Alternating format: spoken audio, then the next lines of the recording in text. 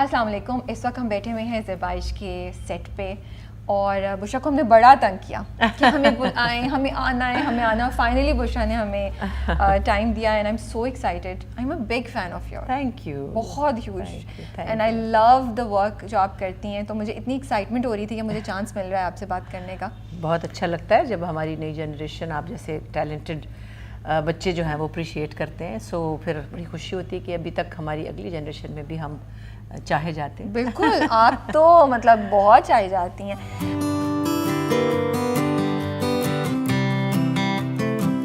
اچھا مجھے بتائیں زیبائش, نام کیوں رکھا یہ زیبائش؟ آپ نے رکھا؟ میں نہیں رکھا. آپ نے رکھا.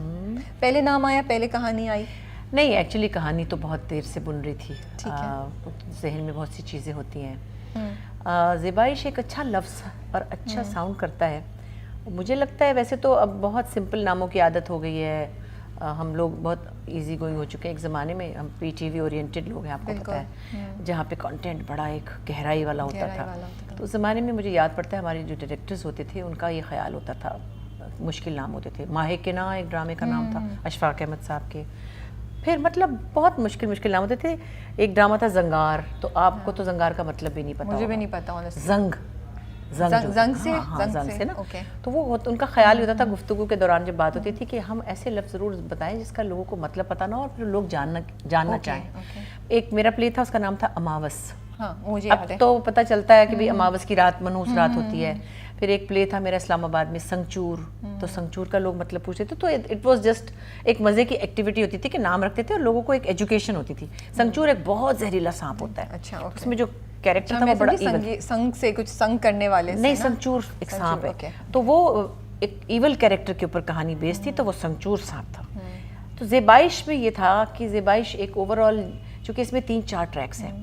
یہ صرف میرا پلے نہیں ہے, یہ اسما کا نہیں ہے, یہ زارا کا نہیں ہے, یہ اسد کا, شبیر جان کا, بابر علی کا نہیں, لیکن سب کے ٹریکس بڑے مضبوط ہیں. سب کے ٹریکس میں جیسے کہوں نا مسالہ ہے اور کافی ٹوسٹ اینڈ ٹرنز اس کے سب کے بڑے شاکنگ ہیں اور ایکسائٹنگ ہے. تو اس کا مجھے جنرل میں نے یہ نہیں رکھنا تھا کہ یہ شاہانہ سلطان ہے, کہ شاہانہ سلطان یا شاہانہ کی کہانی یا مطلب دکھیاری ماں یا سم تھنگ لائک. اب تو بہت عامیانہ نام ہوتے ہیں. تو مجھے ایک اچھا سا لفظ چاہیے تھا. زیبائش تو بہت زیبائش. اور ابھی بھی مزے کی بات بتاؤں, اچھا ہوتا ہے. میں مزے کی بات بتاؤں, افسوس کی بات ہے کہ مجھ سے کچھ لوگوں نے کہا, میں نام نہیں لوں گی, کہ یہ زیبائش کا مطلب کیا ہوتا ہے. اور میں نے کہا آپ نے کبھی آلائش کا نام سنا ہے؟ کہ ہاں بقرہ عید پہ آلائش ہے. میں کہا آلائش, زیبائش, فرمائش, تو آپ کچھ لفظ نہیں بھی اگر بولتے زندگی میں تو زیبائش کا مطلب سمجھ لیں خوبصورتی, ڈیکوریشن. شادیوں میں میں نے کہا جھنڈیاں نہیں لگاتے, وہ سمجھ لو کہ وہ زیبائش ہے.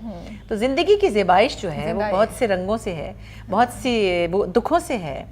ہر چیز کا اپنا آپ نے بات کی زندگی کی زیبائش. ہاں, یہ زندگی کی زیبائش ہے. آئی تھنک آپ نے ڈرامے کو سم کر دیا ہمارے لیے ایک 3 لفظوں میں, زندگی کی زیبائش. میرا تو جب بھی کوئی پلے لکھتی تو ایک پیارا سا نام رکھنے کو دل ہوتا ہے. جیسے میں نے ایک پلے کا نام رکھا تھا کھڑکی بھرا آسمان.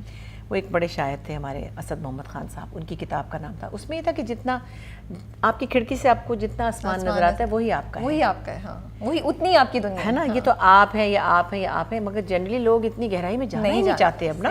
وہ چاہتے ہیں کہ ڈرامے کا نام ہو دھکا, مکہ, بیٹی, جھوٹی. یہ نام کیوں رکھا ہے آپ نے؟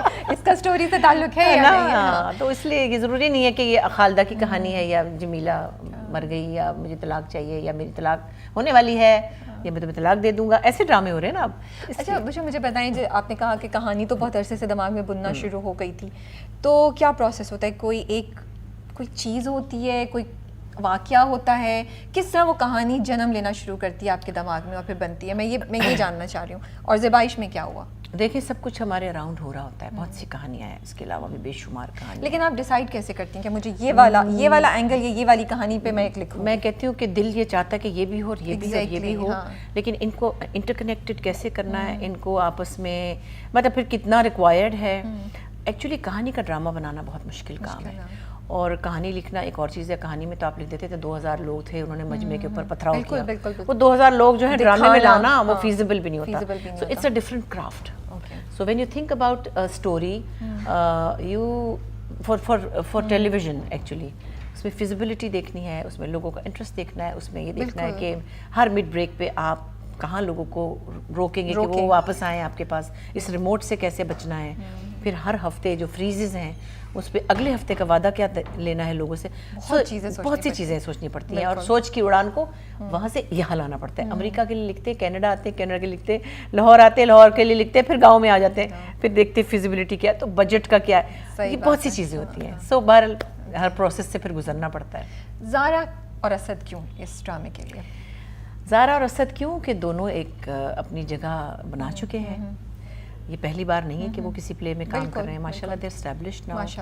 اور بیسائڈز دیٹ میرے بچے ہیں, ظاہر ہے اسد میرا بیٹا ہے, منہ بولا ہی صحیح لیکن میرا بیٹا ہے, زارا میری بانجی ہے, but they are recognized on their اون.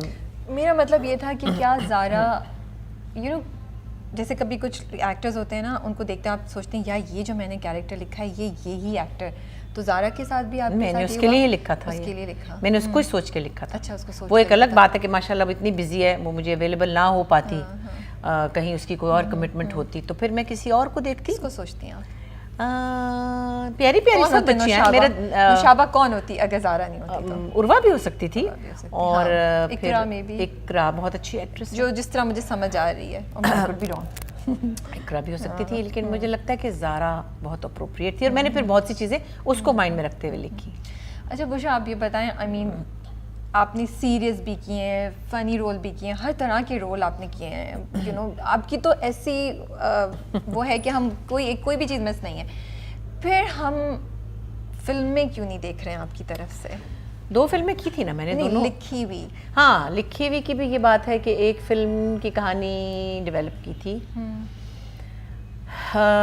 مطلب سٹوری لائن, جو کہ ہماری ایک دوست تھی, اب اس کا نام لینے کی ضرورت نہیں کیونکہ وہ بنا ہی نہیں رہی فی الحال, ان کے ساتھ کچھ حادثہ ہو گیا تھا, پھر وہ فلم کا پروسیس وہاں رک گیا.